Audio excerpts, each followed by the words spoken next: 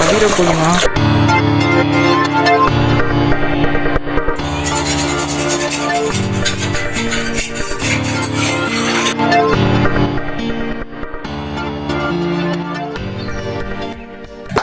Hey guys, இந்த வீடியோவில் என்ன பார்க்க போகிறோன்னா, ஏதாச்சும் வீடியோவில் டிஃப்ரென்ஸ் தெரியுதா? ஆமாம், புது மைக் வாங்கியிருக்கோம், அப்புறம் புது ட்ரைபாட் வாங்கியிருக்கோம். கண்டிப்பாக உங்களுக்கு டிஃப்ரென்ஸ் தெரியும்னு நினைக்கிறேன்.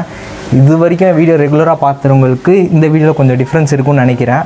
கண்டிப்பாக கீழே டிஃப்ரென்ஸ் இருந்தால் கீழே கமெண்ட் பண்ணுங்கள் கைஸ்.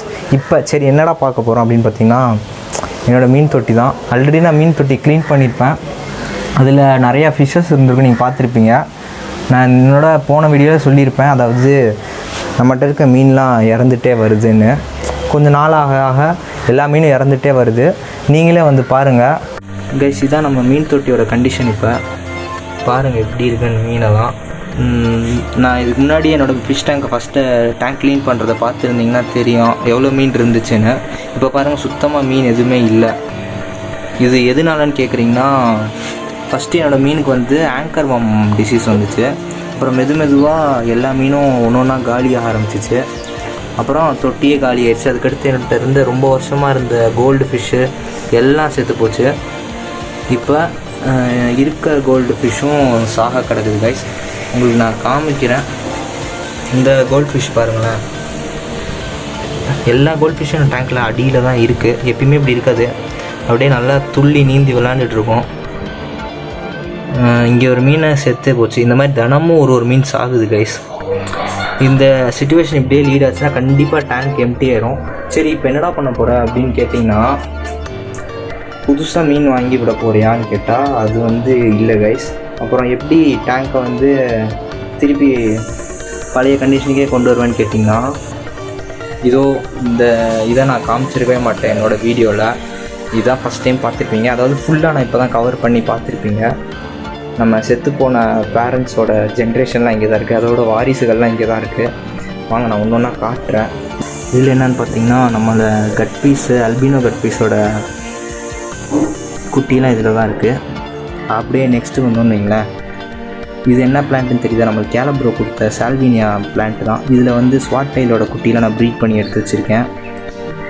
அதனால் நம்மளுக்கு நம்ம டேங்கை திருப்பி பழைய கண்டிஷனுக்கு கொண்டு வர முடியும் கைஸ்.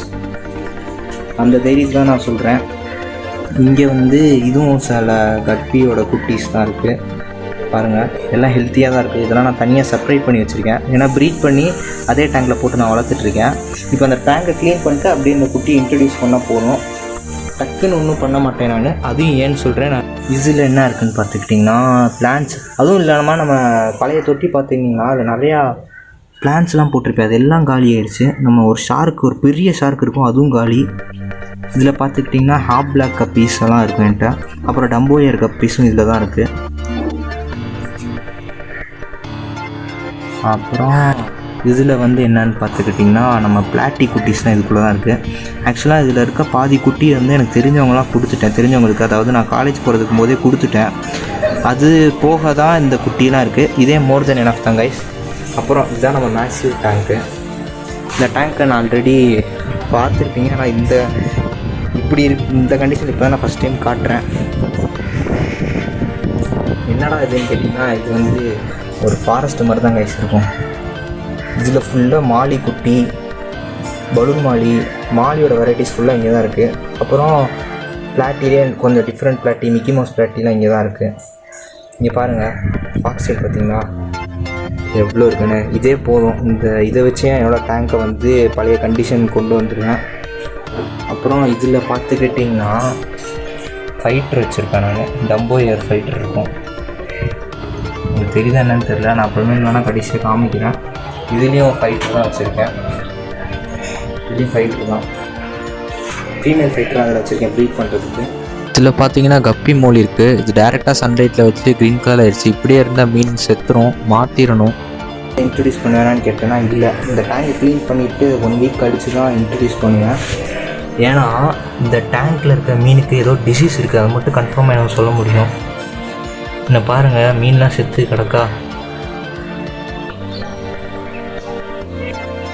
பாருங்கள். இங்கே கோல்டு கூட பாருங்கள். இந்த கோல்டு எல்லா கோல்டும் டேங்க்லேயே தான் இருக்குது. ஓகே கைஸ், இப்போ நான் வந்து டேங்க் க்ளீன் பண்ணுற ப்ராசஸ்க்குள்ளே போனோம். இப்போ பார்த்துக்கிட்டிங்கன்னா நம்ம ஒரு கல்லாக எடுத்து நம்ம இந்த தனியாக செப்பரேட் பண்ண போகிறோம். ஏன்னா நம்ம ஹோல் டேங்க்கையும் க்ளீன் பண்ண போகிறோம் கைஸ். இதுதான் இப்போ வேலையே.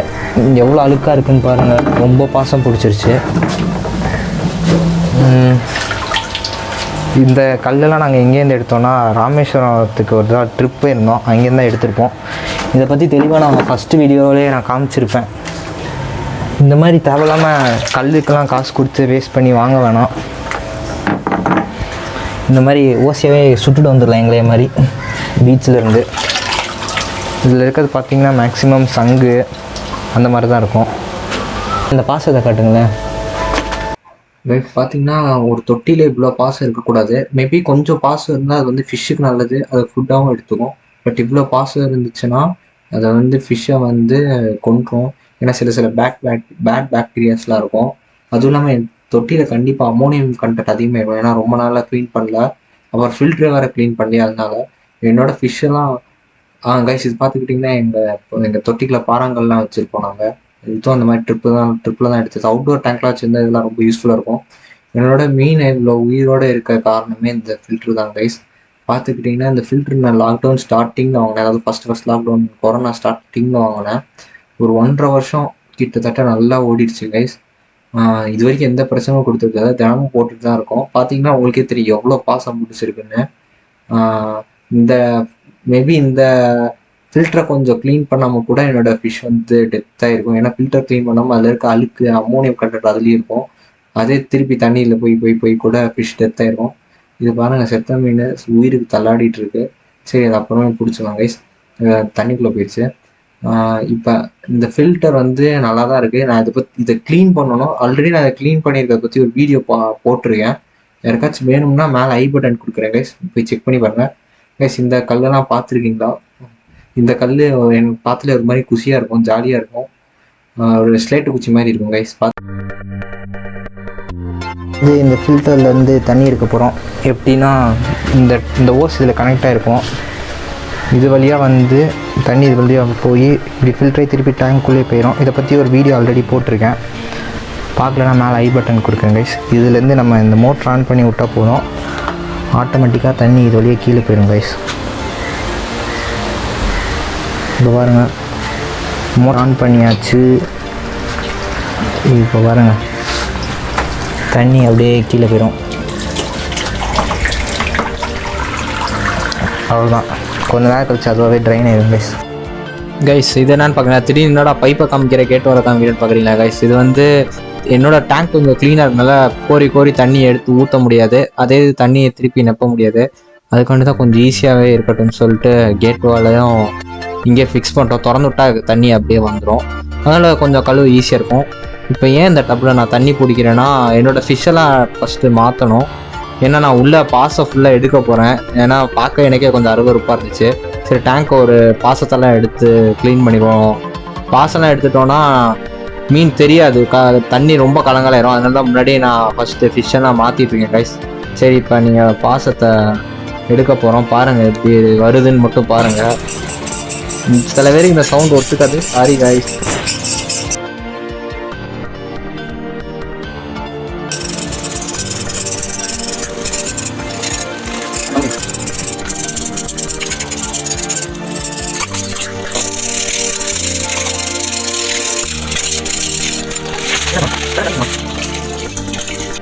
தேங்காய் நார் ரொம்ப ஹெல்ப்ஃபுல்லாக இருந்துச்சு. அதாவது ஃபர்ஸ்ட் கத்தியை வச்சு சுரண்டிட்டு அடுத்து தேங்காய் நார் வச்சு தேய்ச்சா கொஞ்சம் ஈஸியாக வந்துச்சு. கத்தி வந்து நீங்கள் வந்து மலுமட்டையான கத்தியை வச்சு சுரண்டுங்க கைஸ்.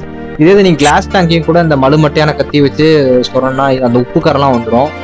அவுட்டோர் டேங்க்லாம் வச்சுருந்தீங்கன்னா ரொம்ப யூஸ்ஃபுல்லாக இருக்கும் கைஸ். இப்போ பார்த்தீங்கன்னா தெரியும், எங்கள் செட்டப்பில் ஒரு சைடு வந்து தண்ணி வந்து நான் இப்போ மோட்டரை வச்சு கீழே இறக்கிட்டு இருக்கேன், இன்னொரு சைடு வந்து தண்ணி உள்ளே ஏறிட்டு இருக்கு. அதனால கொஞ்சம் க்ளீன் பண்ண ஈஸியாக இருக்கும்.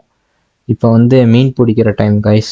ஆக்சுவலாக அது ஸ்டார்டிங்கில் என்ன நினச்சேன்னா, அதாவது கழுவுறது ரொம்ப ஈஸி தான் அப்படின்னு நினச்சேன். ஆனால் கழுவி ஒரு 2-3 நாளைக்கு கழிச்சு எனக்கு பெண்டை கழுவிடுச்சு கைஸ். மேலே ஏறுங்க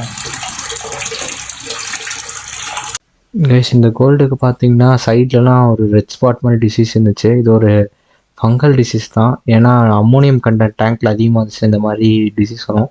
எதிர்பார்த்த மாதிரி அம்மோனியம் கண்டென்ட் டேங்க்கில் அதிகமாக இருக்குது. இந்த மாதிரி எல்லா கோல்ட் ஃபிஷ்ஷுக்கும் இருந்துச்சு கைஸ். கொஞ்சம் அதை பார்க்காம விட்டுதுன்னா, டேங்க் க்ளீன் பண்ணாம விட்டுதுன்னா எல்லாம் மண்டையை போட்டிருக்கோம். ஒரு கரெக்ட் டைமில் நான் எடுக்கிறேன்னு நினைக்கிறேன். ஓகே,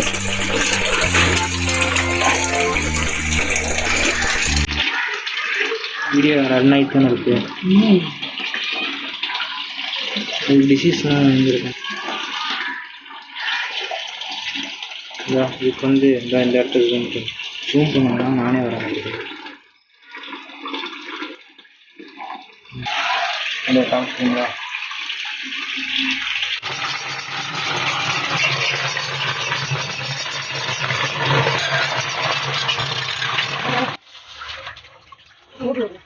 ஆமாம், அதுதான் டைம். கைஸ் பார்த்தீங்கன்னா நாங்கள் ஷார்க்கு பிடிச்சிட்டோம். ஆனால் பட் அன்ஃபார்ச்சுனேட்லி நான் அது வீடியோ எடுக்கலை. ஏன்னா எல்லாத்தையும் வீடியோ எடுக்க முடியாதுல்ல. டப்புன்னு அதுவும் நெட்டில் வந்துச்சு, தூக்கி உள்ள டப்பில் போட்டேன். சரி வெயிட் இருந்துச்சு, நெட்டே வளைஞ்சிச்சு கைஸ். அவ்வளோ வெயிட்டாக இருந்துச்சு. இந்த மாதிரி தான் போன வீடியோவில் ஒரு ஷார்க்கு சொன்னேன், செத்து போச்சு. அடுத்து இது என்ன ஆக போகுதுன்னு தெரில கைஸ், பார்ப்போம். பத்திரமா வச்சுக்கணும். ஓகே, ஏன் இந்த கோல்டு பார்த்துக்கிட்டிங்கன்னா நான் போன வீடியோலே காமிச்சிருப்பேன் பாருங்கள். அதுக்கு சைட்டில் எப்படி போன வீடியோவில் காமிச்சதோட பயங்கரமாக பெருசாகிட்டே வருது. நீங்கள் சில பேர் இது வந்து ஃபங்கல் டிசீஸ் ப்ரோ, பேராசிட்டால் போடுங்க அப்படின்னா சொன்னீங்க. எல்லாம் ட்ரை பண்ணிட்டேன், இதுக்கு எல்லாத்தையும் போட்டுட்டேன். அது பட் வந்துட்டே தான் இருக்குது. இது என்னன்னா இன்னும் ஃபஸ்ட்டாச்சு இந்த ஒரு மீனுக்கு மட்டும் தான் இருந்துச்சு, இப்போ இன்னொரு மீனுக்கு வர ஆரம்பிச்சிருச்சு. அதான் இன்னும் கொஞ்சம் பயமாக இருக்குது கைஸ். யாராச்சும் கரெக்டாக ஏதாச்சும் இந்த மாதிரி ட்ரீட் பண்ணிங்க இந்த ஃபிஷ்ஷுக்கு, இந்த மாதிரி ஏதாச்சும் டிசீஸ் ட்ரீட் பண்ணிங்கன்னா கீழே கமெண்ட் பண்ணுங்கள் என்ன மெடிசன் போடலான்னு. நான் பேராசிட்டால் இருக்க ஜென்ரல் மெடிசன், உப்பு எல்லாத்தையும் ட்ரை பண்ணிட்டேன். இது வந்து இன்னொரு கோல்டு கைஸ். இதுக்கும் அந்த ரெட் ஸ்பாட் டிசீஸ் இருந்துச்சு. இது நான் வாங்கி போடுற கோல்டு எல்லாம் ஒரு 5 rupees கோல்டு தான் கைஸ். அதுவாகவே இந்த டேங்க்ல இருக்க எல்லாத்தையும் சாப்பிட்டு வளர்ந்துரும்.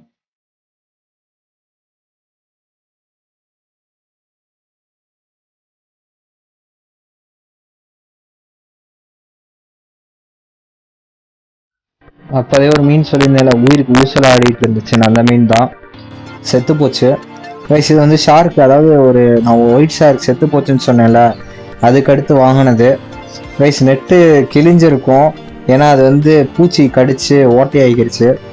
லாக்டவுனில் என்னால் வாங்க முடியல. ஏன்னா சில பேர் மைண்ட் வாய்ஸ் இருக்கும், என்னடா இவ்வளோ பெரிய தொட்டி வச்சுருக்கான், இவ்வளோ பெரிய மீன் வச்சுருக்கான், ஒரு நெட்டு வாங்க மாட்டானான்னு. கைஸ் இது வந்து கொய் ஃபிஷ்ஷு. இதுவும் இப்போ ரீசெண்டாக தான் வாங்கி ஆட் பண்ணியிருக்கேன். இது கூட இன்னொன்று வாங்கினேன். அது வாங்கிட்டு நான் டப்பில் செப்பரேட் பண்ணி வச்சுருந்தேன். அதாவது எப்பயும் நான் ஃபிஷ் வாங்கினேன்னா அது வந்து தனியாக செப்பரேட் பண்ணியிருப்பேன், ஹாஸ்பிட்டல் டேங்க் மாதிரி. ஏன்னா அதுக்கு டிசீஸ் இருந்துச்சுன்னா நம்ம மீனுக்கு வந்துடக்கூடாதுல்ல, அதனால அந்த மாதிரி வச்சிருக்கும் போதே நாள்லே தப்பி குதிச்சிருச்சு, செத்து போச்சு.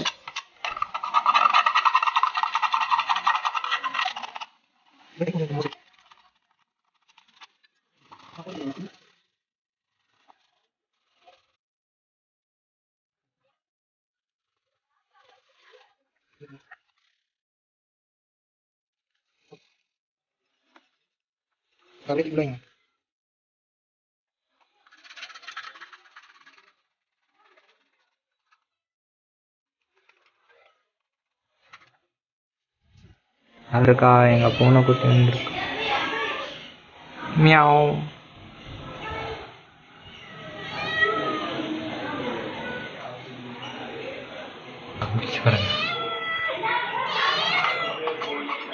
You want fish? Meow. Hi சொல்லு.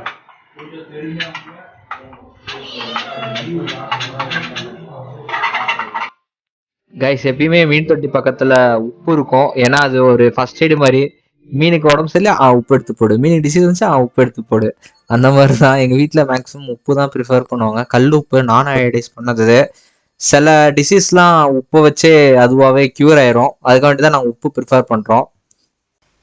சரி, இப்போ ஏன் உப்பு எடுத்தேன்னா இந்த டேங்க் க்ளீன் பண்ணுறதுதான். தேங்காய் நாரும் உப்பும் வச்சு தேய்க்கும் போது இன்னும் கொஞ்சம் ஸ்பீடாக அழுக்க போச்சு. அதாவது ஃபஸ்ட்டு சுரண்டி எடுத்ததில் சில வந்துடுச்சு, வராத அழுக்கெல்லாம் கொஞ்சம் நல்லா திக்காப்பி இருந்த வாசம்லாம் உப்பு வச்சு போட்டோன்னே அப்படியே சலன்னு போக ஆரம்பிச்சிருச்சு. இது எனக்கு கொஞ்சம் யூஸ்ஃபுல்லாக இருந்துச்சா தான் உங்களுக்கு ஷேர் பண்ணுறேன் கைஸ். சப்போஸ் யாராச்சும் அவுட்டோர் டேங்க் வச்சுருந்தீங்கன்னா கண்டிப்பாக இது உங்களுக்கு யூஸ்ஃபுல்லாக இருக்கும். ட்ரை பண்ணி பாருங்கள். ட்ரை பண்ணி பார்த்தீங்கன்னா கமெண்ட்டில் பண்ணுங்க கைஸ், நல்லா இருந்துச்சுன்னா. தண்ணி கலரை பார்த்தீங்கன்னா எப்படி இருக்குன்னே நல்லா பச்சை பசேன்னு இருக்குது. பூரா பாசம் கைஸ், எல்லாமே பாசம் தான். எல்லாத்தையும் அடித்து கலக்கி எடுத்தாச்சு ஒரு வேலையாக.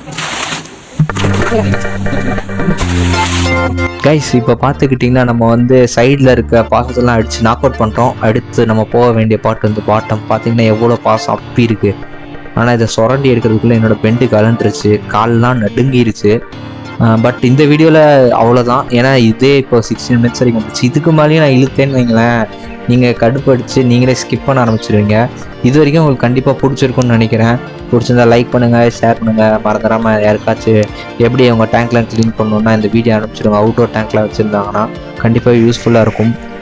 கைஸ் இந்த வீடியோவோட செகண்ட் பார்ட், அதாவது நான் என்னோடய டேங்கை வந்து ஃபுல்லாக க்ளீன் பண்ணி முடித்தோடனே ஏனாலே நம்ப முடியல, அவ்வளோ ஒரு பெரிய டிஃப்ரென்ஸ் இருந்துச்சு. அதனால் கண்டிப்பாக உங்களுக்கு அந்த வீடியோ ரொம்ப யூஸ்ஃபுல்லாக இருக்கும். ரொம்ப யூஸ்ஃபுல்லாக இருக்கிறதோட கொஞ்சம் இன்ட்ரெஸ்டிங்காக இருக்கும், கொஞ்சம் செம்மையாக இருக்கும் பார்க்கலாம். என்னோட ஷார்க்கெல்லாம் தூக்கி அதில் உள்ளே போட்டதெல்லாம் நான் காமிச்சிருப்பேன். கண்டிப்பாக அந்த வீடியோ என்னால் முடிஞ்ச அளவுக்கு ஸ்பீடாக ரிலீஸ் பண்ணுறேன் கைஸ். ஓகே, இந்த வீடியோ அவ்வளோதான் கைஸ். நம்ம எப்பயும் போல் அடுத்த வீடியோவில் பார்ப்போம். பாய். நம்ம மீன் எல்லாத்தையும் பெரிய டேங்க்ல மாற்ற போகிறோம். சர்க்கு மாட்டிட்டு